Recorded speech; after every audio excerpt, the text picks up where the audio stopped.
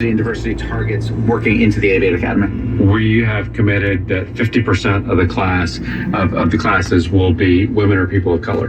Today, only 19% of our pilots at United Airlines are women or people of color. And by the way, from all the data I've seen, that's the highest of any airline. Did you know a United flight just landed and it bounced 3 times? It bounced so hard upon landing that the plane is now totaled because they've destroyed the structure of the airline. Did you know the pilot of the plane who landed that plane failed his training but was passed for the color of his skin? And these people, this is Democrat State Rep Regina Goodwin. These people are getting more and more honest about it. They worship it. It's a god to them. You know how I've told you communism is a religion of death and destruction? Well, did you think I was just being over the top for radio? That's very disturbing, to say the least. When we have, again, a state superintendent who does not want to have anything to do with diversity, equity, inclusion, DEI is in deity. Diversity, equity, inclusion is God. Diversity, equity, and inclusion is God.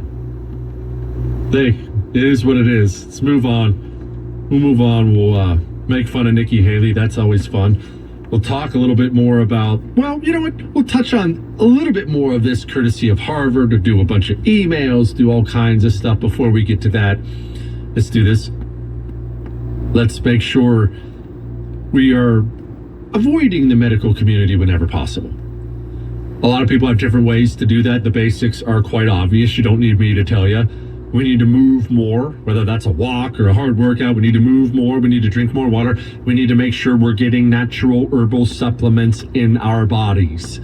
We cannot possibly be strong. We cannot possibly avoid big pharma and all this evil medical stuff if we're not getting the levels where they should be naturally.